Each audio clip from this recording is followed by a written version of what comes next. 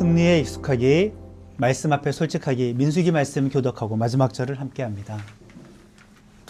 이스라엘이 심부름꾼들을 아모리 임금 시온에게 보내어 요청했다. 우리가 임금님의 땅을 지나가게 해주십시오. 들판이나 포도밭으로 벗어나지 않겠습니다. 우물물을 마시지도 않겠습니다. 임금님의 영토를 다 지나갈 때까지 임금의 길로만 가겠습니다. 그러나 시온은 이스라엘이 그의 영토를 지나가게 허락하지 않았다. 시온은 그의 온 백성을 모아 이스라엘을 맞으러 광야로 나갔다. 야하스에 이르러 이스라엘과 싸웠다. 그들은 나아가서 바산길로 올라갔다. 바산 임금 옥이 그들을 맞아 에드레이에서 싸우려고 온 백성을 거느리고 나왔다. 여호와께서 모세에게 말씀하셨다. 그를 두려워하지 마라. 그와 그의 온 백성과 땅을 내가 너의 손에 넘겨주겠다. 그에게도 헤스본에 살고 있던 아모리 임금 시온에게 했던 대로 해라. 모세는 그와 그의 아들들과 그의 온 백성을 쳐서 마침내는 한 사람도 살려두지 않았다. 그러고는 그의 땅을 차지했다. 십볼의 아들 발락은 이스라엘이 아모리 사람들을 어떻게 했는지 다 보았다.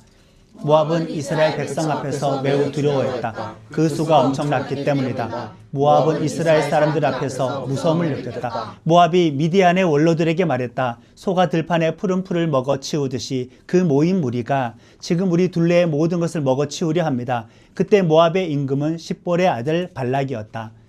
발락은 부올의 아들 발람을 자기에게 불러오게 하려고 심부름꾼들을 보냈다.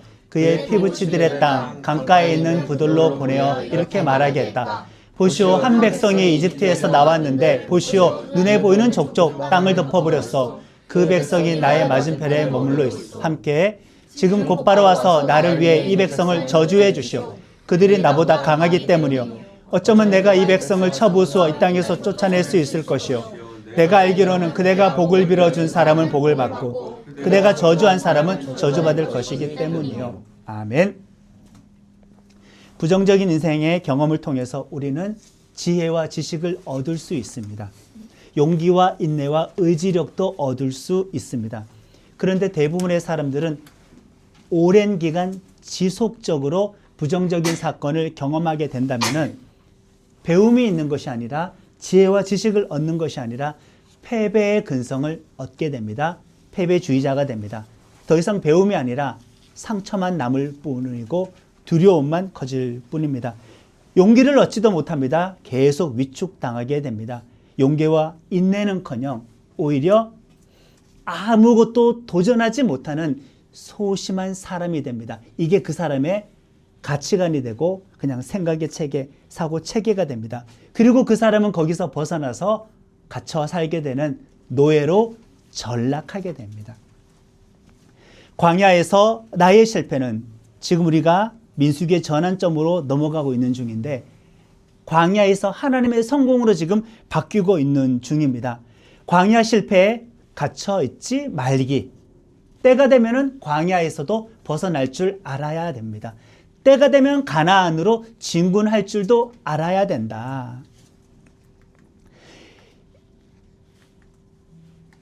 이젠 진군과 싸움에 또 승리에 익숙해져야 할 그때입니다. 지금 하나님의 백성들은 가나안에서 우측 지방인 요단강 동편으로 진입해서 올라가고 있는 중인데 지난 38년 한번 생각해 보십시오. 지긋지긋한 광야였습니다. 뺑뺑이 돌았거든요.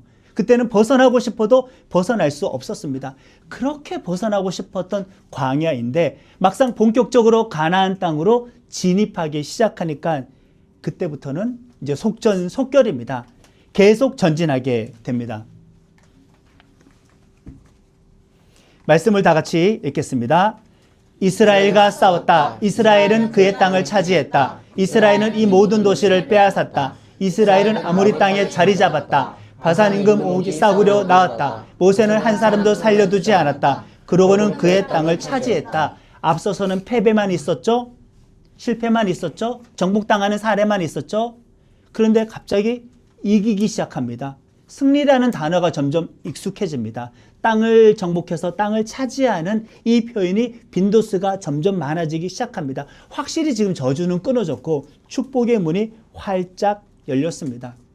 그러나 본격적으로 가나안 땅 내부로 진입해 들어간 것은 아니라 요단강의 동편 쪽을 지금 치고 올라가기 시작하는데, 지난주에도 말씀드렸다시피 무작정 싸우라고 하는 것은 아닙니다. 싸움을 피할 수 있으면 싸움을 피하는 것이 좋다. 지금 아모리족이 사는 지역을 지나가야 했는데, 이번에도 에돔에 사신을 보내었던 것과 마찬가지로 이 아모리 임금 시온에게 사신을 보내었습니다. 우리가 지금 이 아모리 영토를 지나만 가겠습니다. 들판도 밟지 않을 것입니다. 포도밭도 밟지 않을 것입니다. 우물물도 마시지 않겠습니다. 그냥 거기에 있는 왕의 대로로만, 그 길로만 지나갈 테니까 허락만 해 주십시오라고 일단은 최대한 세상과 안 싸우려고 했습니다. 무조건 세상과 싸울 필요는 없죠. 호전적일 필요는 없습니다. 그런데 이번에도 선제 공격 들어오는 겁니다. 아모리 왕 시온이 군대를 이끌고 하나님의 백성을 먼저 공격했는데 망신을 당하고 말았습니다. 먼저 공격했던 이 아모리 왕 시온과 그의 군대가 대패를 하고 말았네요. 오히려 그 덕분에 그쪽 영토를 점령하게 되었고 많은 도시들을 획득할 수 있게 되었습니다. 원래 하나님께서 주셨던 땅은 요단강의 서쪽이었던 가나안 땅이었는데, 그들이 걸어오는 싸움 때문에 요단강 동편 땅까지 지금 차지하기 시작하는 것입니다. 세상이 하나님의 백성들을 저주할 수 없다. 세상이 하나님의 백성을 공격할 수 없다. 우리를 공격할 때 우리가 원수를 갚는 방법은 내가 싸우는 것이 아니라 하나님께서 이 문제를 해결하도록 하는 게 정말 지혜로운 방법입니다. 자, 이제 연이어서 바산 지역의 왕이었던 옥이라는 임금과 그의 군대가 또다시 이스라엘 백성을 공격하러 쳐들어왔습니다. 이번에도 먼저 싸움을 걸지는 않았습니다. 싸움 피하는 게 좋다. 화친하는 게 좋겠죠. 두 번째 싸움을 걸어온 바산 왕 옥과 그의 군대도 이스라엘 백성들이 대파해 버렸습니다. 동시에 그 지역의 영토를 차지하게 되었고 많은 도성들을 가져올 수 있게 되어서 요단강 동편 지역에도 하나님의 백성의 영토가 자꾸 넓어지고 있는 그 중입니다.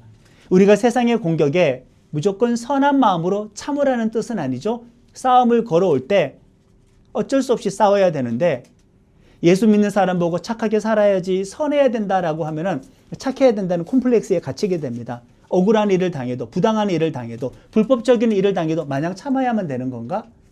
착하다는 것과 세상에 호구가 되는 말은 전혀 다른 것입니다. 이러할 때 어쩔 수 없이 다퉈야 될 때는 예수 믿는 사람도 내 기질과는 다르겠지만은 옳고 그름에 있어서는 정확하게 따져 들어갈 줄도 알아야 되지, 사회생활할 때 부당한 대우를 받으면서도 예수 믿는 그 착한 것들은 컴플레인을 걸 줄도 모르고 싸울 줄도 몰라서 답답한 경우가 많습니다.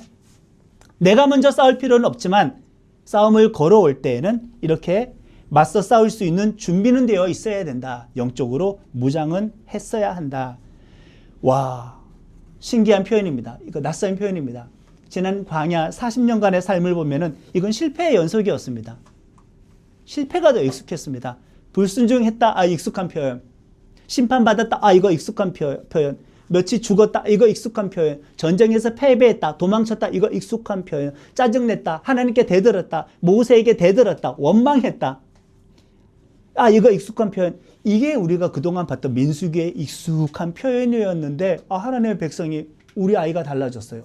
이기기 시작하네, 싸우기 시작하네, 정복하기 시작하네, 믿기 시작하네, 순종하기 시작하네, 하나님과 동행하기 시작하네, 하나님의 능력과 함께하기 시작하네. 그 능력이 이들을 승리하게 만드는 것을 연이어서 우리가 보게 됩니다. 지금 벌써 큰 전쟁 3번에서 3번 다 연승을 해버렸습니다. 이것이 중요합니다. 38년 광야에서 뺑뺑이 돌았다고 해도 우리는 그 광야 정서, 광야 의식에서, 여기서 말한 것은 광야가 주는 긍정적인 메시지가 아니라 부정적인 메시지입니다. 그 광야가 주는 패배주의적인 그런 사고체계에 갇혀 있지는 말아야 한다. 소심한 사람은 믿음으로 말미암아 담대해질 필요가 있습니다. 광야라는 40년에 이 하나님께서 인도하셨던 방식이 헛되지는 않았네요. 고통스러운 방식이었지만 확실하게 효과가 있어서 백성들은 지금 많이 성장했습니다. 자, 지금 여러분들 광야 5년 차이십니까? 10년 차이십니까? 광야 20년 차이십니까? 25년 차이십니까? 광야 30년 차이십니까? 우리 지금 계속 성장하고 있는 중입니다. 때가 되면은 이곳을 탈출해서 본격적으로 그리스도의 군대로서 깃발을 들 날이 다가오게 될 것이다. 믿으십니까? 담대하게 아멘이지요. 광야 실패의 근성에 익숙했던 사람들이 이제는 점점 승리에 익숙해지고 있어요. 영적인 기질이 바뀌고 있는 중입니다. 이거 정말 중요합니다. 하나님께서 이들을 지금 단계별로 업그레이드 시키고 있어요. 왜? 요단강 건너가면 본격적인 여호와의 전쟁기입니다. 작은 싸움에 이겨봐야 큰 싸움에 싸워서 이기게 되죠. 감당할 만한 시험을 준 다음에 더 큰 시험으로 도달할 수 있는 거죠. 요단 동편에서의 이 전쟁의 경험을 가지고 하나님과 함께 싸우는 여호와 전쟁의 이 기억을 가지고 요단강을 건너가게 되었을 때는 이제는 더 많은 전쟁이 기다리고 있고 더 센 적들이 기다리고 있습니다. 블레셋까지 있었으니까 하나님께서 이렇게 사람들을 훈련시키고 있는 중입니다. 좋습니다. 흐름이 은혜와 승리의 흐름에 올라탔습니다. 이제 은혜는 가속도가 붙었습니다. 지금 승리에 가속도가 붙었습니다. 점점 하나님께서 베풀어 주시는 은혜와 승리가 증폭되고 있고 확대되고 있습니다. 이런데도 불구하고 여전히 광야 38년 동안 뺑뺑이 돌던 그 광야 의식에만 우리가 머물러 있어야만 할까? 여러분들은 연전연패가 익숙한 사람들입니까? 연전연승이 익숙한 사람입니까? 연전연승에 익숙한 사람들은 미래에 대해서 내가 또다시 도전하면 승리하겠지라는 것, 승리의 기대를 먼저 1순위로 품게 될 것이고, 연전연패에 익숙했던 사람들은 미래에 내가 승리할 거라는 게 손에 잡히지도 않기 때문에 항상 마음속에는 실패를 염두에 두고 살아가고 있죠. 내 마음이 이미 패배했다라는 실패를 염두에 두고 인생을 살아가는데 이게 믿음의 삶이라고 할 수는 없잖아요. 승리에 익숙하기를 바랍니다. 자, 이제 이 두 번의 전쟁에서 승리하고 많은 영토를 획득한 다음에 하나님의 백성 이스라엘은 어디에 주둔하고 있느냐? 모압 땅 변두리, 모압 평지에 지금 주둔하고 있습니다. 자, 그러면 누가 쫄아요? 모압이 쫄아요. 모압 왕이 지금 두려움에 밤에 잠을 잘 수가 없습니다. 왜? 자기보다 지금 센 민족 둘을 이 하나님의 백성이 이겼단 말이에요. 과거에 이 모압은 아모리 시온 왕과 전쟁을 해서 패배해가지고 영토를 뺏긴 기억도 있는데, 나를 이겼던 저 아모리족 시온 왕을 하나님의 백성이 이겨서, 근데 그들이 지금 우리 영토 저 변두리 근방에 주둔하고 있으니 얘들이 우리를 공격하면 어떡하지? 또 땅을 뺏기겠네? 두려움에 사무쳤습니다. 그러면 군대를 이끌고 나가서 싸울 건가? 물리적인 방법으로 저들을 이길 수 없다는 것을 두 눈으로 보았잖아요. 나보다 더 센 두 종족이 지금 가서 전쟁에 붙었는데 연전연패를 했고 땅까지 잃어버렸습니다. 물리적인 방법으로 하나님의 백성을 이길 수 없다면 어떻게 해야 될까? 어떻게 해야 될까? 모압의 왕과 지도층들은 최종 병기를 사용하기로 결정합니다. 이건 정말 가히 대량살상 무기라고 할 수가 있죠. 오늘날의 대량살상 무기는 무엇일까요? 핵무기이죠. 이거 군인과 민간인 가리지 않습니다. 노인과 여자와 어린아이 가리지 않습니다. 군시설, 민간시설 가리지 않습니다. 그냥 다 파괴하고 다 죽여버립니다. 정말 오늘날의 최종 병기는 핵무기라고 할 수 있고 대량살상 무기인데 3300년 전 고대인의 관점으로 우리가 한번 이 본문의 말씀을 본다면 당시의 대량살상 무기는 무엇이었을까? 당시의 최종 병기는 무엇이었을까? 일단 물리적인 전쟁과 군사력으로는 못 이겼어요. 무엇이었을까? 그때 최종 병기는 고대인들에게 있어서 전쟁은 신들의 전쟁이었습니다. 각 나라 민족마다 자기들이 믿는 신이 있었어요. 민족과 민족의 싸움은 신과 신의 싸움인데 한 나라가 이겼으면 이쪽 신이 센 겁니다. 그러면 이쪽 신전을 다 파괴해버리고 거기에 있는 금은보화 신상들을 그냥 쪼개어버리든지 한 다음에 전리품으로 획득해서 이쪽 신전에다 창고에다가 넣어두는 거죠. 신과 신의 싸움에서 이쪽 신이 이겼기 때문에. 자, 그러면 모압 왕이 이스라엘을 이길 수 있는 최종적인 방법은, 대량 살상 무기를 동원할 수 있는 방법은 신들의 저주를 끌어오는 겁니다. 물론 당시에는 전염병도 우리처럼 세균 바이러스 몰랐습니다. 지진, 화산 폭발, 가뭄, 홍수, 자연 모든 재해, 전염병이 돌면은 거의 전쟁만큼 인구가 죽어나갔잖아요. 이 모든 현상들을 당시에는 신의 심판으로 알았기 때문에 신들이 저주하기만 하면은 정말 한 나라를 쑥대밭으로 만들 수 있다고 믿었기 때문에 이 최종병기를 꺼내기로 합니다.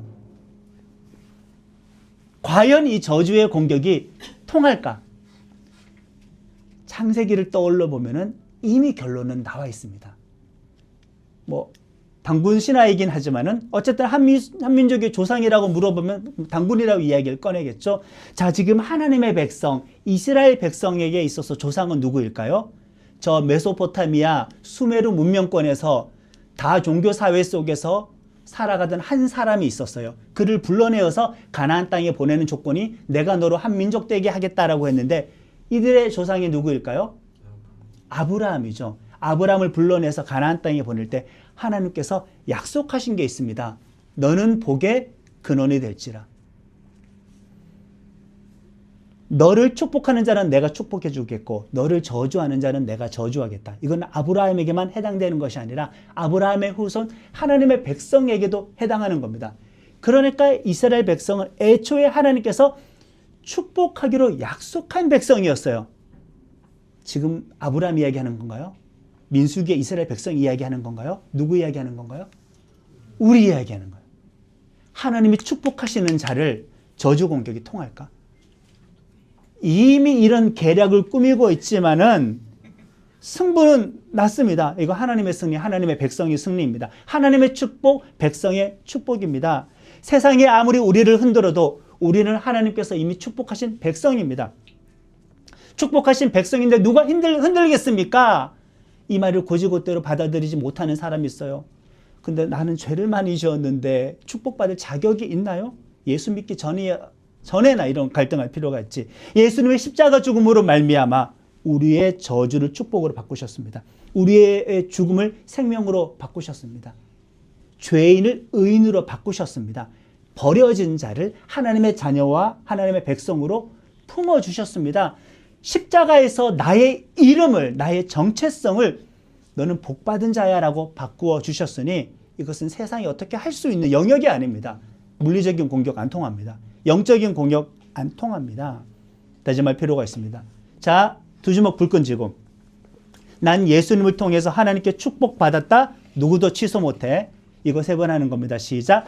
난 예수님을 통해서 하나님께 축복받았다. 누구도 취소 못해. 난 예수님을 통해서 하나님께 축복받았다. 누구도 취소 못해. 난 예수님을 통해서 하나님께 축복받았다. 누구도 취소 못해. 주의 자매님, 주의 자매님이 하나님께 받은 축복은 누구도 취소 못합니다. 사랑 자매님, 사랑 자매님이 받은 하나님의 축복은 이 세상이 건들 수 있는 영역이 아닌 겁니다. 넘어지고 코 깨어져도 축복이 취소되는 것은 아니다. 내가 하고 있는 프로젝트가 뒤에 엎어져서 좀 많은 손실을 본다고 해도 나를 향한 하나님의 축복의 사슬이 끊어진 것은 아니다. 이미 이겨놓고 싸우는 겁니다. 이미 축복 받아놓고 싸우는 겁니다. 그러나 인생은 여전히 씁쓸하기는 하겠지만은 그 씁쓸함이 내가 축복받지 못했다라는 것은 아니라는 것을 우리 반드시 기억하고 살아야 되겠죠. 어떤 영적인 공격이 와도 예수님은 이기지 못합니다. 이거 복음서에서 예수님의 기적을 한번 생각해 보시면 됩니다. 예수님께서 많은 기적을 행하셨잖아요. 그 기적의 종류 중에 영적인 기적이 있었어요. 귀신 들린 사람에게서 귀신을 축출했다라는 겁니다. 이건 영적인 공격이 안 통한다는 거예요. 영적인 세력에 대해서, 저 저주의 세력에 대해서 예수 이름의 권세가 더 강하다는 것이니 그것만 봐도 우리는 이 영적인 공격이 하나님께서 축복하기로 한 민족을 어떻게 할 수 없다는 것을 알 수가 있습니다. 예수 이름으로 사탄아 물러가라. 예수 이름으로 더러운 영아 물러가라. 이렇게 우리는 꾸짖을 수가 있는 거죠. 자, 이제 모압 왕 발락은 요 가나안 지역에서 용하다고 정말 용하다고 유명한 점쟁이 발람을 찾아갑니다. 왕이 직접 찾아가는 것이 아니라 모압 왕의 어떤 그 지역의 원로들과 이 모압과 동맹을 맺고 있었던 미디안족의 원로들을 협력을 시켜서 많은 복채를 그냥 얹혀주고 너 저 발람을 찾아가서 데리고 와라. 데리고 와서 우리의 사정을 이야기해주고 저 이스라엘 백성들 제발 저주해달라고 부탁해라. 그 사람이 저주하면 저주받는 건 내가 믿고 있고 그 사람이 축복하면 축복받는 건 내가 믿고 있어. 이렇게 사람들을 발람에게 보내었습니다. 자, 그 원로들이 용한 점쟁이 거짓술사 발람을 찾아와서 그 모압 왕의 말을 전달합니다. 지금 한 백성이 이집트를 탈출해서 우리 영토 내로 진입을 했는데 지금 이 백성 때문에 아모리 시온 왕 깨졌고요. 바산 왕 옥 깨졌고요. 우리 모압 영토의 위쪽 영토에 수십 개의 성읍이 그들에게 지금 떨어졌습니다. 빼앗겨 버렸습니다. 저들과 우리가 싸우면 질 것 같아요. 그런데 당신 용하지 않습니까? 제발 오셔서 복채를 두둑히 줄 테니까 저 하나님의 백성을 저주해 주십시오라고 부탁을 합니다. 일단 이 점쟁이 발람은 하나님의 선지자는 아닙니다. 하나님 믿는 사람 아닙니다. 그냥 정치적인 이익을 위해서, 금전적인 이익을 위해서라면은 하나님께도 물어보고 사탄한테도 물어보고 저 잡귀신한테도 물어보고 거짓 종교의 영한테도 물어보고 거짓 영들한테 물어보기도 하고 이 귀신 저 귀신 이 영 정들에게 저런 영들에게 다 그냥 물어보는 이리 왔다 저리 갔다 하는 그런 사람일 뿐이지 이 발람이 하나님께 기도하고 하나님의 응답을 듣는다고 해서 하나님의 사람인가? 하나님의 선지자인가? 그것은 아니다. 양다리를 거치고 있는 사람이라고 볼 수가 있습니다. 자, 찾아왔는데 들었는데 알겠습니다. 일단은 여러분들은 오늘 밤에 돌아가지 마시고 우리 집에서 주무시기를 바랍니다. 제가 오늘 밤에 그 여호와 하나님께 한번 물어보겠습니다. 여호와 하나님만 물어보는 사람은 아닙니다. 여호와 하나님께 물어보고 그분이 저더러 내일 가라고 하는지 가라고 하지 않으시는지 제가 물어본 다음에 내일 아침에 여러분들에게 알려드리겠습니다. 자, 이 자체가 신실한 표현입니까? 하나님의 음성을 들으려는 예언자인가? 아니죠. 찾아온 사람들에게 어떤 것을 보여주는 거예요? 발람은 하나님께 물어보면 하나님께서 응답해 주실 수 있는 그런 사람이다. 여호와와 소통하는 자야? 여호와께 직접 기도하면 여호와의 음성을 들을 수 있어? 그러면 여호와의 백성을 발람에 가면 저주할 수 있겠네? 몸값을 높이고 있는 중이죠. 물론 하나님께 기도했습니다. 그 전날 밤에 기도했는데 하나님이 응답을 해주셨습니다. 너 가지 말아라. 저 백성은 내가 축복한 백성이야. 복받은 백성이야. 사실 이 말은 되게 전율이 흐르는 표현입니다. 지난 이야기를 생각해 봐야만 됩니다. 이스라엘 백성이 어떤 백성이었는지, 얼마나 불순종했는지, 얼마나 혼났는지, 마치 하나님과 관계가 끊어져서 버려진 것 같았던 그런 실패한 백성인데 하나님 입으로 스스로 지금 얘 복받은 자야. 복받은 백성이야 라고 정체성이 달라졌다고 지금 선언하고 있는 표현입니다. 자, 그날 밤에 발람은 그 말을 듣고 이제 아침이 되었습니다. 하나님께 물어봤더니 하나님께서 가지 말라고 합니다.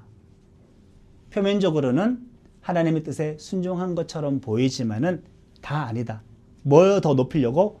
복채를 내 몸값을 더 높이려고. 찾아온 사람들이 이렇게 생각했겠죠.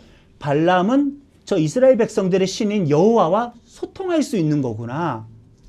그 신에게 물어보고 기도하면 그 신이 이 발람에게 응답해 주는 거구나. 그 말은 발람이 잘하면 여호와를 설득해서 그들의 백성을 저주하게 만들 수도 있겠구나라는 그런 오해를 주잖아요.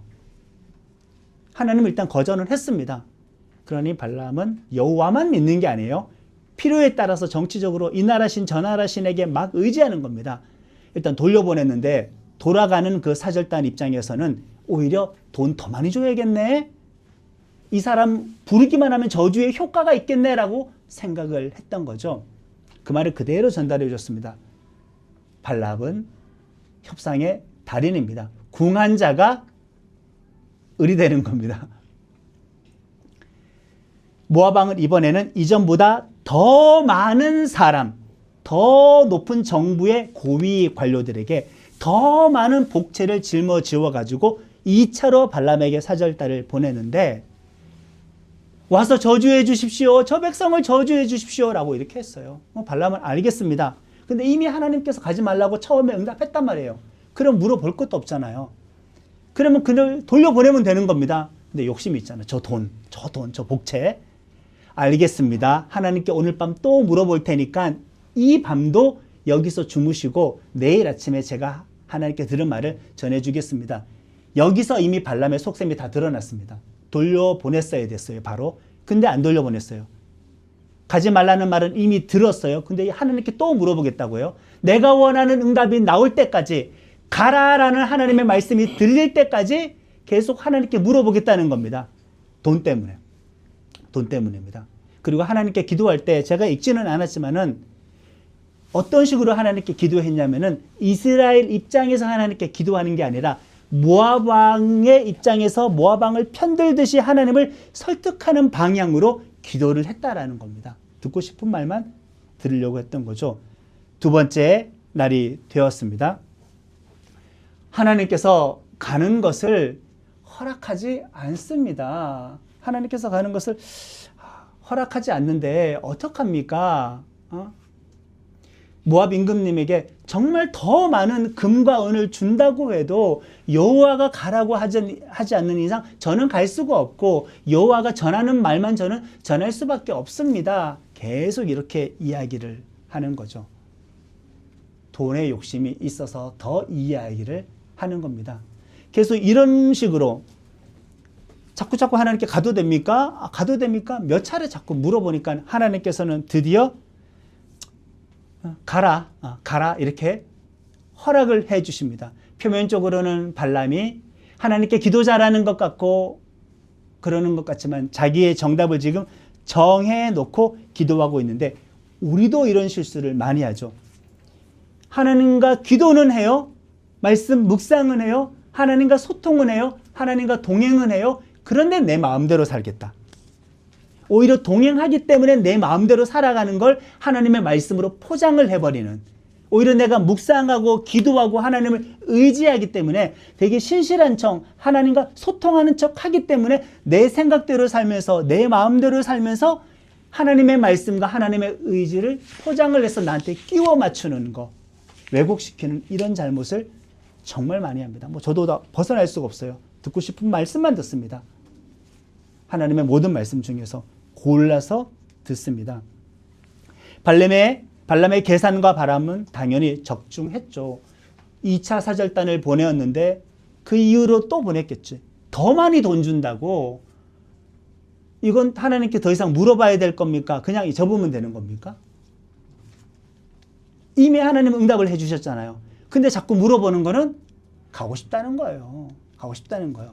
그러니까 내가 원하는 응답이 나올 때까지 기도하겠다는 거예요. 하나님께 어떤 문제를 가지고 기도했어요. 노 사인 났단 말이에요. 알았어요. 그 다음날 그 문제를 가지고 또 기도해요. 노 사인 났단 말이에요. 그 다음 그 문제를 가지고 또 기도해요. 노 사인 났다는 말이에요. 그 말은 내가 원하는 응답 나올 때까지 계속 기도하겠다는 거지. 그럼 마침내 하나님께서 허락해 주십니다. 근데 이게 사실 허락은 아닌 거죠. 정답을 정해놓고 하나님께 기도하는데 이게 어떻게 하나님의 뜻에 순종했다고 볼 수가 있겠습니까? 2절의 말씀을 같이 읽겠습니다. 하나님이 밤에 발람에게 오셨다.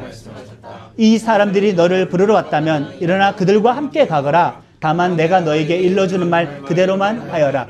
그러나 발람이 길을 나서자 하나님의 노여움으로 불타오르셨다. 여호와의 천사가 그 앞을 막아섰다. 아멘. 이 두 구절은 약간 충돌합니다. 모순점을 느끼셨습니까? 20절에는 지금 하나님께서 발람에게 어떻게 했죠? 그 사람들이 너를 부르러 왔다면 일어나 그들과 함께 가라고 명령하셨죠. 허락하셨어요. 가라고. 근데 가서 보니까 길을 나서자 하나님이 분노하셨어요. 이 앞뒤가 안 맞는데? 가라고 해서 간 건데, 근데 저는 전 스토리를 이미 말씀을 드렸습니다. 글로 봐서 그렇습니다. 자, 이런 상황입니다. 가고 싶어? 너가 가고 싶으면 가. 이 뉘앙스를 들었어요. 근데 누가 설교 노트를 했어요. 가고 싶어? 너가 가고 싶으면 가라는 것을 글로 적었어요. 이 글을 가지고 누군가에게 전달해 주면은 너가 가고 싶으면 가라는 게 하나님의 응답이구나. 근데 이 자리에서 말씀을 들었던 여러분들은 그래 가고 싶어? 찾아왔다고 가고 싶어? 그들이 요청해서 가고 싶어? 그럼 가고 싶으면 가. 여기에서 이 말씀을 들은 사람은 가라는 허락일까요, 이게? 절대 아니잖아요. 너 진짜 예쁘다. 이게 진짜 예쁜 거 말하는 걸까요? 이건 아니잖아요. 너 정말 똑똑하다. 진짜 똑똑하다. 이렇게 이야기를 노트를 해가지고 누군가에게 보내주면 하나님의 말씀은 진짜 똑똑해였어. 이렇게 되는 건데 그런 겁니다. 너를 찾아와서 가고 싶다고? 그러면 가. 하나님의 허락이 아니라 엄청난 불순종을 한 거예요. 이미 응답은 앞에 줬거든요. 그래서 하나님이 분노하셨다. 우리의 욕심을 정당화시키기 위해서 하나님의 말씀을 왜곡하는 일들이 얼마나 많은가. 특별히 조심해야 되는 것은 아마 성도들보다 목회자일 것 같습니다. 너무나 많은 하나님의 말씀을 전해야 하기 때문에 객관적인 상태를 잘 유지하지 않는 이상은 인간적인 감정과 의지에 휘둘리기가 쉬워지기 때문에 정말 정신 바짝 차리고 있어야 되겠죠. 그러니 개인적으로는 타락하기 전에 빨리 일선에서 은퇴하는 건 좋은 일이 아닐까라고 생각을 해보기도 합니다. 나를 정당하기 위해서 하나님과 신앙 사용하는 사람들 너무나 많다. 청년들보다는 장년들보다는 목회자들이 아닐까. 우리 조심하고 살아야 되겠죠. 자, 이제 발람이 하나님 허락 떨어졌다. 답정너요. 나귀를 타고 가고 있습니다. 좌우에 담벼락이 있는 좁은 길을 걸어가는데 이 저 길 앞에 여호와의 분노를 대리하는 천사가 칼을 들고 서 있는 겁니다. 마주치면 죽인다는 거죠. 근데 발람의 눈에는 안 보였습니다. 나귀의 눈에 그게 보였던 겁니다. 나귀가 바짝 쫄아가지고 앞으로 전진을 못하는 겁니다. 그러자 발람이 어떻게 하느냐. 채찍으로 나귀를 막 때리는 겁니다. 이놈이 왜 이렇게 말을 안 듣지? 평소에 안 그러던 녀석이 막 때리는 겁니다. 하도 세게 때리니까 앞으로 한 걸음 가다가도 안 가고 가다가도 안 가고 더 세게 때리는 겁니다. 그때 천사가 점점 다가옵니다. 나귀는 두려움에 사로잡혀서 어떻게 할 수가 없어요. 뒤로 돌아가려니 주인이 때리지, 앞으로 가려니 칼든 천사가 기다리고 있지. 그러다가 그냥 담벼락에 막 몸을 부비는 겁니다. 누구 다리 다쳐요? 발람의 다리가 다치는 거죠. 천사가 더 다가옵니다. 나귀는 그냥 거기서 발라당 누워버립니다. 발람이 넘어져 버렸습니다. 이제 화가 머리 끝까지 났습니다. 이놈의 당나귀 새끼 그냥 채찍으로 당나귀를 얼마나 패는지. 그때 하나님께서 당나귀의 입을 열어서 말을 하게 합니다. 당나귀가 말을 하는 겁니다. 주인님, 왜 이렇게 나를 때립니까? 3차례나 죽도록 왜 이렇게 나를 때립니까? 내가 평소에 지금까지 당신 태우고 다니면서 말 안 들었던 적이 있었냐고, 이런 경우가 있었냐고. 없었다. 근데 왜 이렇게 나를 채찍으로 때리냐 그러니까 내가 채찍이 없으면 너는 진짜 그냥 칼로 나에게 죽었어. 이 말하는 겁니다. 이 3절을 같이 읽겠습니다. 발람이 암나귀에게 대답했다. 내가 나에게 건방지게 굴었기 때문이야. 나의 손에 칼이 있었다면 곧바로 너를 죽였을 거야. 암나귀는 나를 보고 3번이나 내 앞에서 벗어났다. 암나귀가 내게서 벗어나지 않았더라면 나는 너를 죽이고. 여기까지 잘 보시면은 이거 이솝 우화와 같은 이야기입니다. 사람들의 관심은 이거예요. 어떻게 당나귀가 말을 했지? 지금 여기에 우리는 큰 관심을 가질 필요는 없습니다. 이게 환상을 본 건지 발람 뇌에 착각을 하나님께서 일으켜서 그렇게 된 건지 그 순간만큼은 당나귀 소리가 사람의 말로 발람의 귀에 들리게 했던 건지 모르겠지만 당나귀가 말을 했건 안 했건 이게 중요한 것이 아니라 당나귀조차 하나님을 두려워하는데 당나귀조차 하나님께 순종하는데 사람인 발람이 당나귀보다 못하다. 당나귀보다도 하나님께 순종하지 않는다. 이것을 지금 이런 우화와 같은 사건을 통해서 우리에게 보여주고 있죠. 당나귀가 천사를 봤는데 용하다는 점쟁이가 못 봐? 그러면 누가 영적으로 맹인인 겁니까? 이 발람이 지금 영적으로 맹인인 겁니다. 영적으로 암흑 상태에 살아가고 있다. 당나귀보다 못한 인간. 내가 칼 갖고 있었으면 너 죽였을 거야 라고 했는데 이 당나귀가 지금 누구랑 오버랩되게 하나님께서 상황을 연출하셨습니까? 발람이에요. 말 안 들어서 당나귀 죽이려고 한다고? 그거 그대로 너에게 적용해볼까? 그러면 너가 칼로 나한테 죽었어야 돼. 이 말을 지금 본인이 직접 그 상황을 연출하도록 하나님께서 이끌어가고 계시는 겁니다. 만약 당나귀가 그대로 나에게 전진해 왔으면은 나 당나귀 살리고 너 죽였을 거야. 천사가 그렇게 이야기를 하는 거죠. 38절의 말씀도 함께 하겠습니다. 이제 제가 임금님께 나와왔습니다. 그렇지만 지금 제가 어떻게 아무것도 말씀드릴 수 있겠습니까? 저는 하나님의 제 입에 넣어주시는 말씀, 그것만 말씀드릴 수 있습니다. 천사와의 조우 이후에 이제 하나님의 천사를 통해 하나님 음성을 들었습니다. 천사가 눈에 보이는 순간 발람은 그냥 바짝 엎드렸습니다. 저 잘못했습니다. 저 잘못했습니다. 이제 돌아갈게요. 이미 사실 늦었습니다. 회개한다고 하기는 했는데 사람이 쉽게 변하지는 않거든요. 복채 때문에, 돈 때문에. 그러나 천사가 내 눈앞에 보이는 순간 잘못했습니다. 저 돌아갈게요. 근데 하나님께서는 이미 길을 나섰단 말이에요. 그 상황을 통해서 하나님께서 하실 일이 있으니까 이미 너 나섰어. 일단 너는 갈 길에 가서 모압 왕을 만나. 대신 꼭 내가 전해주는 말만 그에게 전달해라. 그래서 38절에 이르게 된 것인데 오늘 말씀의 메시지는 명확하죠. 첫 번째는 승리에 익숙해져라. 두 번째는 하나님의 말씀에 제발 솔직해지자. 우리는 말씀을 왜곡한다. 듣고 싶은 말만 듣게 된다. 예수님을 통해 우리는 하나님의 자녀와 백성으로 회복되었습니다. 맴돌도 광야를 벗어나서 이제는 승리에 익숙해질 필요가 있습니다. 또한 우리의 욕심으로 말씀을 왜곡해서 듣지는 말아야 됩니다. 골라놓고 듣지 말아야 합니다. 당나귀에게 말씀을 적용해서 얘를 때려주게 생각하지 말고 이 말씀을 오히려 나에게 적용해야 된다. 하나님께 말씀을 들었을 때 그 말씀으로 남 판단할 일이 아니라 먼저 나에게 그 말씀을 적용을 해야 된다. 그리고 제발 정답을 정해놓고 하나님의 말씀을 묵상하지는 말아야 된다. 그래서 말씀의 쉐어링이 필요한 거죠. 나의 관점이 틀릴 수도 있으니까. 하나님과 말씀으로 내 생각을 정당화하지 맙시다. 우리는 말씀에 솔직해져야 하겠습니다. 자, 이제 우리는 승리에 익숙해지고 하나님의 말씀에 솔직해지는 26년 새해를 살아가게 될 줄로 믿습니다. 아멘. 찬양하겠습니다.